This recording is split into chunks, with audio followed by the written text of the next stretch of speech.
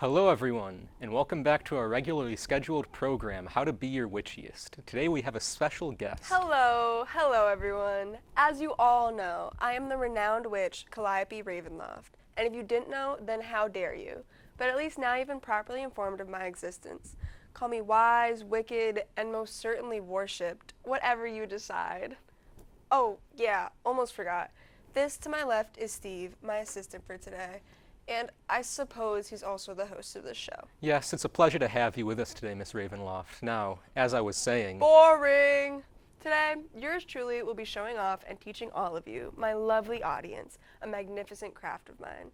Be grateful. This isn't an everyday opportunity, so you better take notes, for I will be sharing the art of potion making.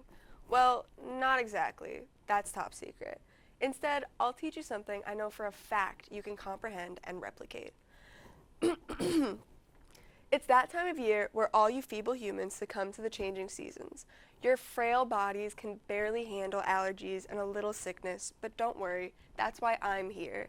What I'm going to show you today is a remedy for the common cold, a recipe rich with cultural history needing easily obtainable ingredients. What's even better is that you can make this in the comfort of your own home. Here's everything you need. 1 liter of water, 5 slices of oranges, a tablespoon of whole cloves, a teaspoon of dried rosemary, 2 cinnamon sticks, and 3 drops of eucalyptus essential oils.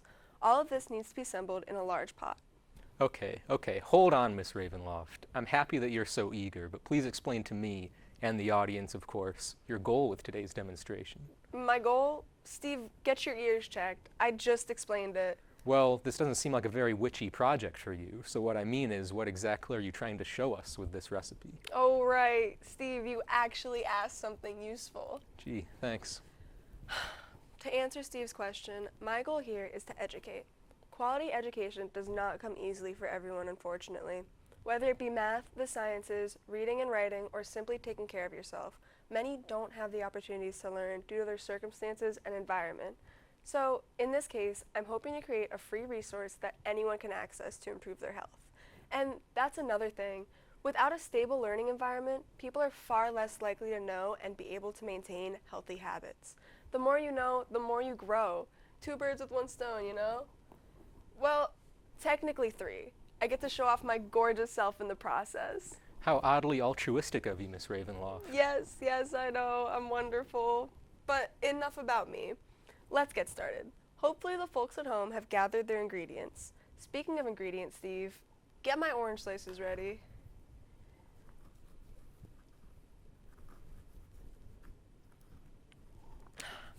First, pour 1 liter of water into your pot or cauldron, in my case. I am a witch after all. Traditional styles of cooking are a must. Now, my water is already in the pot, so I will turn on my stovetop and begin to bring it to a low boil. We'll keep adding ingredients as the water boils, so be sure to keep an eye on it. Perfectly sliced. Thank you, Steve. From here, it's pretty simple. All you have to do is put the remaining ingredients in the pot. However, I wouldn't throw them all in at once. This recipe is meant to soothe you and your body. Don't be too aggressive with it.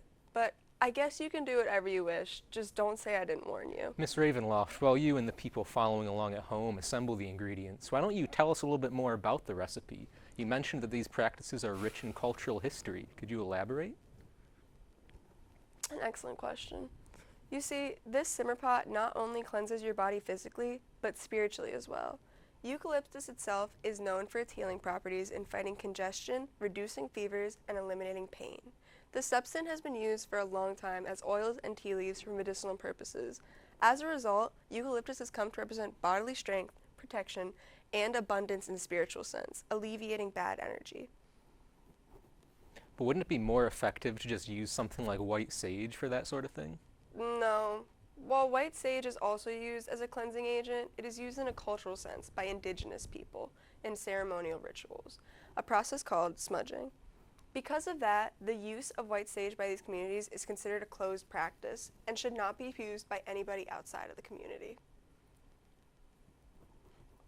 There are multiple reasons why smudging is a closed practice. One being that it's a process with great cultural significance. There is much more to it than adding a nice smell to your house. Another is that the harvesting of white sage can harm native lands and the environment in general. However, if certain herbs are ethically sourced and eco-friendly, then they can be used. That's actually really interesting. I had no idea how important this was. Yes, it is. Although we aren't using sage in today's demonstration, it is crucial to be mindful of the origin of the ingredients you're using, as well as the origin of the processes themselves. This goes for a simpler practice like eucalyptus simmer all the way to witchcraft.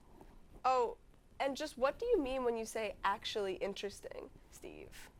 Do you have doubts about this Nothing divine at all. witch's wisdom? I just wasn't expecting. Oh, would you look at that, Steve? You're lucky all of the ingredients are combined and ready. Now, you can stir the water if you want, but it's not necessary. If the water is not properly boiled just yet, then that's okay. Put a lid over the pot and give it a couple of extra minutes. Well, folks, looks like we're ready. Once you're at the same place we're at, the rest is simple. All you have to do now is lean forward and breathe in the aroma emanating from the simmer pot. Take a couple of deep breaths through your nose and let the scents clear both your sinuses and mind alike.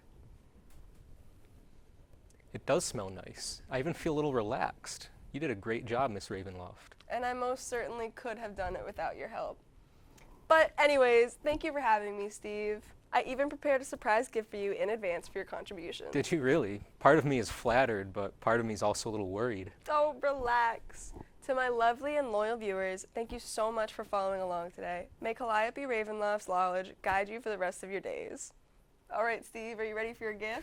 No, whatever you're planning, stop it. The cameras are still rolling. 3, 2, 1, and voila!